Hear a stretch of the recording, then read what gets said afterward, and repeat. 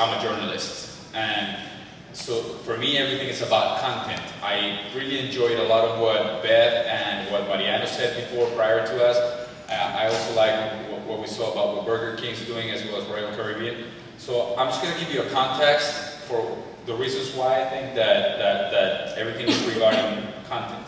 Here we go. Let me get back here.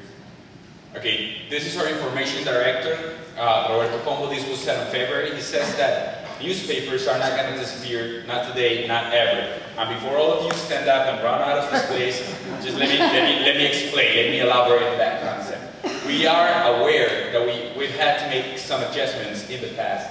This is the whole thing, this is the whole 100 years, our first 100 years we hope, where we started with something that was very basic and now we're in platforms just as Paul was telling you. I'm going to go really quick to this. For some of you who don't know what El Tiempo is Colombia's media powerhouse, and we have 4 national newspapers, 2 regional newspapers, 2 TV channels, 10 magazines, around 15 portals or so.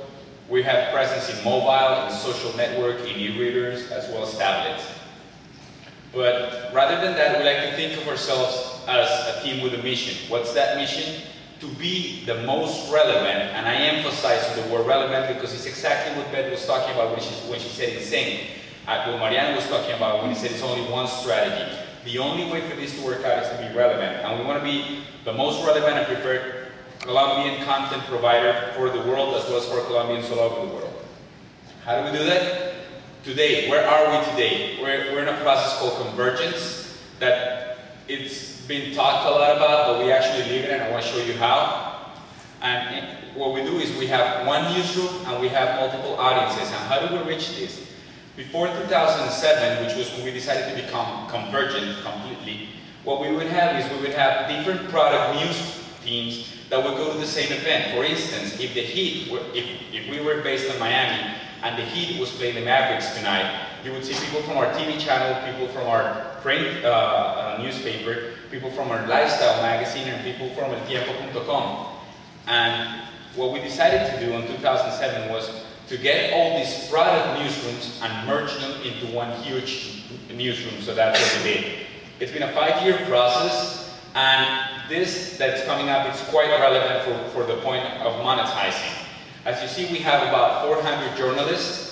140 generate the general content, more or less like a news agency would, and they put it on what we call Bolsa de Contenido, which is where all the content lives, and then almost twice as much of our journalistic force takes that content and differentiates it. If we're talking about the Maverick and Heat, so like game tonight, if people from eltiempo.com would add video, people from ADN, our free newspaper, would do it in a more youthful, playful sort of way. People from a sports section at El Tiempo would do it in a different way. So it is very important for us to differentiate. 2011, where are we right now? I'm not even going to stop on this video. This is pretty much working, and when we thought that it was working, we're talking about monetizing digital content. We had to change again. The structures changed several times since I've been at El Tiempo for the last 5 years. And when media consumption in digital ways changed, so did we. We changed from online to digital. And this sounds absurd, or it might seem like a subtlety, but it's not. I'll show you how it is. We started with a portals network, and we said, okay, we're doing okay. Then we decided that we had to be on mobile because it was going to be the next thing. And we started being on social networks. We've been in Twitter for like 4 years with a feed. But then we realized that this was no way to go. So at the beginning of this year, we said, here's where we're going to be. We're gonna think digital, and digital should include also new platforms, where new platforms are everything that's not a computer screen, from iPads to Galaxy Tab or Android or whatever, television with internet. But then this changed again, just in the middle of the year. We're trying to make this convergent newsroom, where, as Paul said in the introduction, we're trying to provide people with a voice, and we're starting to think ahead. My bosses might kill me for showing this, but we're starting to think to even be able to embed media competitors in our site. Because what matters to us is that the consumer, the media user, finds everything he needs or she needs in one place, and that's us. So that's something that we've been working on. This is not yet happening, but we've done some pilots so far. Now, this is what got us here. Where's the money behind all this? And I tell you, the money, so far, we think it's in the experience.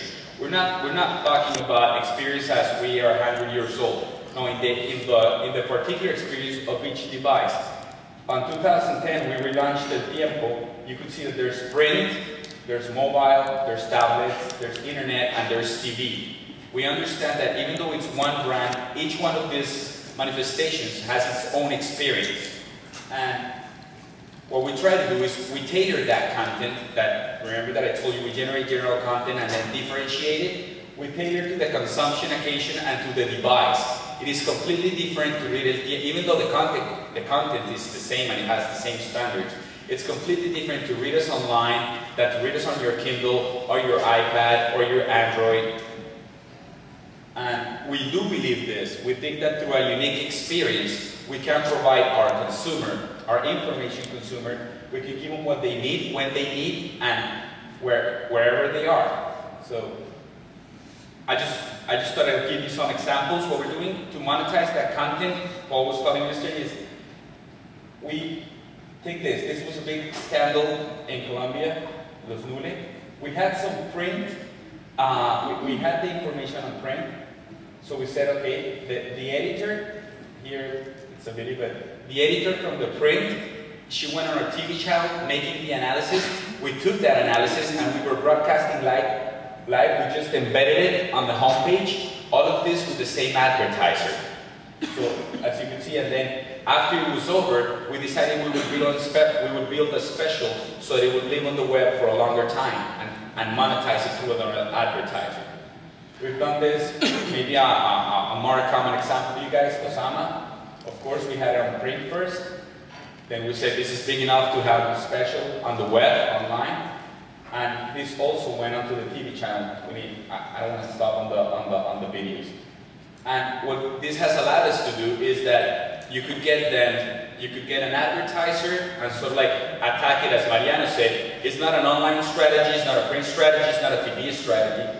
You could be on a print and then you could be on online. Just if the information or if the audience you're trying to reach is compatible, and it might even be complementary. Actually, and this actually does work. I'll wait for the questions if there are any, but it's worked to a point where things that have started digital, such as and then it's like a city sort of coverage. It started online, then it went to our iPad, and it ended up generating revenue on print. Something that we had never thought of for print, ended up generating revenue. Maybe this is probably the most clear example. General Motors is about to turn 100 in Colombia, and what we're doing is showing them that they can reach several audiences with one strategy throughout our media, our different platforms.